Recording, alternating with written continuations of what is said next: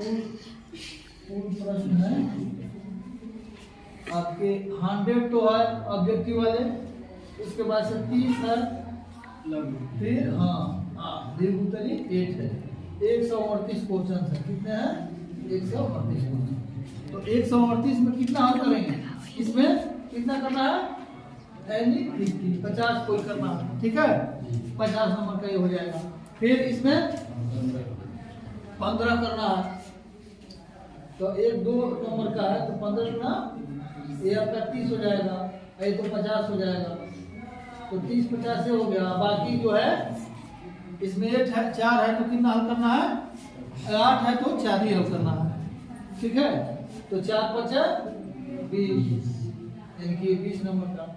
इस तरह से आपको 100 नंबर का ही। तो इसमें जो सेटअप एग्जाम है उसको देखा जाए कि क्या क्या आप लोग लिए हैं, इसको देखा जाए।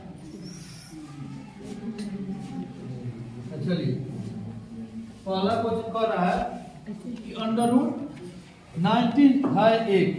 इंग्लिश हिंदी दोनों में दिया हुआ है, ठीक है? पहला प्रश्न है √ कितना है 1, क्या है? विकल्प दिया है परिमेय संख्या। पहला विकल्प दिया है परिमेय संख्या, दूसरा विकल्प दिया है अपरिमेय संख्या, दूसरा विकल्प दिया है अपरिमेय संख्या, तीसरा विकल्प दिया है पूर्णांक संख्या। तीसरा क्या दिया है? पूर्णांक संख्या दिया है। चौथा दिया इनमें से कोई नहीं। तो कौनी में 19 क्या है? इसका पूर्ण वर्ग संख्या है? नहीं है। तो 19 क्या है? अपरिमेय संख्या। क्या है? अपरिमेय। इस तरह से कौन सही है? विकल्प बी जो आपका है, इसी को क्या करेंगे? काला करेंगे। अपरिमेय संख्या, अपरिमेय संख्या, अपरिमेय संख्या कहेंगे कि ये क्या है? अपरिमेय संख्या है। दूसरा क्या है? 140 के अभाज्य गुणनखंड में 7 का घातांक क्या है? 140 के अभाज्य गुणनखंड में 7 का घातांक क्या है? 140 के अभाज्य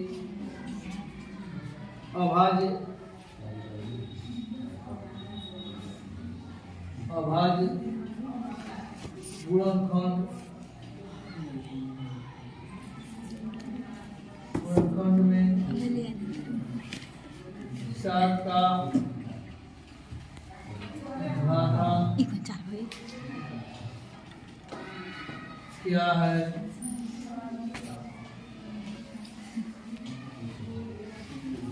सबका तो 140 का पहले गुणनखंड करेंगे।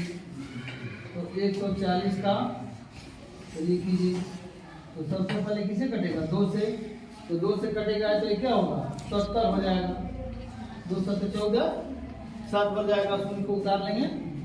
फिर 2 से तो 35 आपका हो जाएगा। फिर 2 से नहीं जाएगा, 3 से 35 में 3 से भाग जाएगा? नहीं जाएगा। कैसे? 3 से विभाजिता का क्या नियम है? यदि अंकों का जो पद 3 से विभाजित है तो पूर्ण संख्या 3 से विभाजित होगी। तो 35 है तो 3 और 5 कितना होगा? 8 होगा। और 8 में 3 से भागा जाएगा? नहीं जाएगा। तो 35 3 से विभाजित नहीं होगा। फिर 4 से नहीं होगा, 5 से तो 5 7 फिर 7 आप जानते ही हैं कि 7 किससे कटेगा? 7 ही से कटेगा। तो 140 का अभाज्य गुणनखंड कितना हो गया? 140 बराबर आप लिख सकते हैं 2 गुणा 5 गुणा 7। तो 7 का घातांक पूछ रहा है। तो 7 का घात इसमें कौन घात है? एक ही 7 है ना? 7 का घात क्या है? 1 है। तो आंसर इसका क्या होगा? इसका आंसर क्या होगा? बी होगा। क्या आंसर पड़ेगा? बी वाला काला कर देंगे। ये बी वाला आंसर है, काला कर देंगे। एक काम सब रफ पर करेंगे, क्योंकि ये कंप्यूटर चार्ट वाला भरना है तो ये रफ पर करेंगे। और कोई ऐसे सवाल आएंगे जिसका डायरेक्ट आप आंसर लिख सकते हैं, तो उस पर रफ करने की जरूरत नहीं है। डायरेक्ट आप काला कर देंगे, काला पेन से काला कर देना है, ठीक है? उसके बाद से देखना है क्वेश्चन 3 है। क्वेश्चन क्वेश्चन 3 है, कह रहा है कि यूक्लिड विभाजन लेमा के अनुसार कि दो धनात्मक पूर्णांकों a और b के लिए ऐसे अद्वितीय पूर्णांक q और r विद्यमान है, a बराबर b q plus r, a equal to b q plus r, b q plus r, a equal to b q plus r, जहाँ r संतुष्ट करता है, r संतुष्ट करता है। तो इसमें वो होगा कि 0 इज लेस देन r और less than b, 0 is less than r, 0 is less than r and less than equal to b। माने r का मान शून्य से कहाँ होगा, शून्य से छोटा होगा, शून्य से छोटा होगा, 0 से लेस देन ये यहाँ से होगा, 0 से छोटा होगा और b से माने 0 और b के बीच में ही इसका मान होगा, r का मान। तो कौन सा सही है ये आपका विकल्प, कौन सा सही है, बी सही है। क्या कौन सही है, बी। कौन सा विकल्प सही है, बी को सही कर लेंगे और बी को काला भी कर लेंगे, बी को काला कर लेंगे, बी को काला कर लेंगे, ठीक है।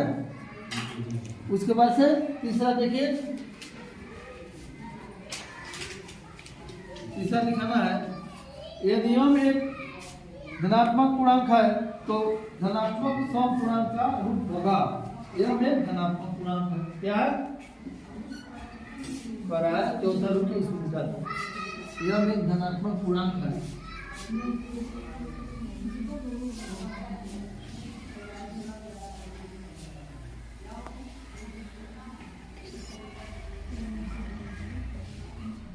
यह एक धनात्मक पूर्णांक है।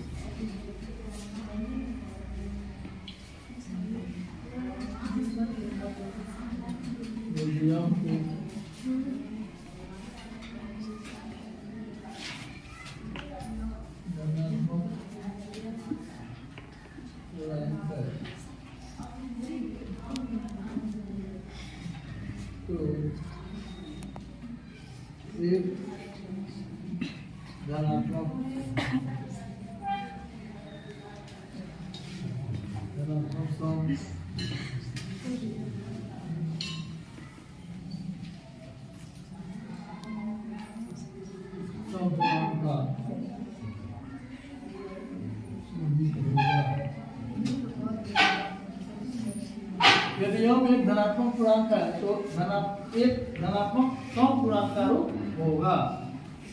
तो m जो है तो इसे 2m हो जाएगा, तो 2m plus 1, 2m plus 2, 2m plus 3 और धनात्मक सम तो क्या होगा, 2m प्लस 2 होगा, 2m प्लस 2 होगा।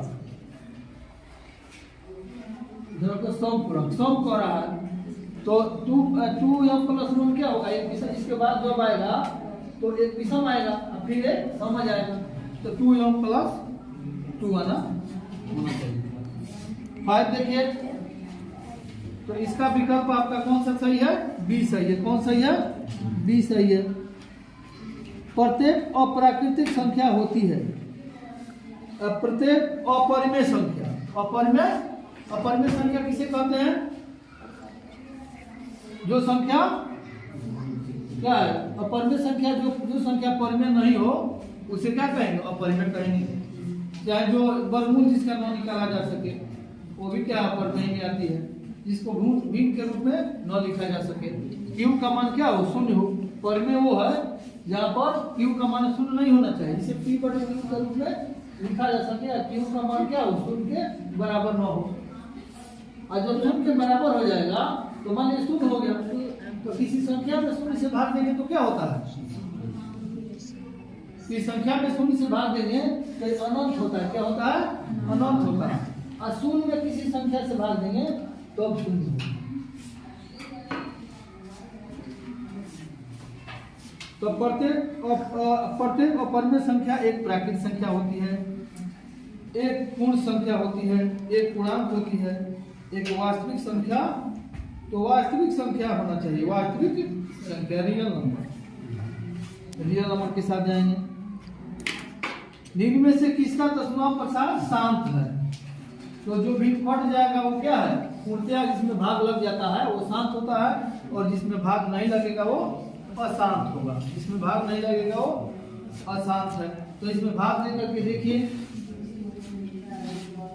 32 बटा क्या है 91 है, तो 32 में 91 से भाग दीजिए, दशमलव लगाइए, तो 9 3 27 3 हो गया, 9 से 3 और 27 से हो गया, तो 10 में से 3 पहले 4, 11 में से 7 पहले 4, 47।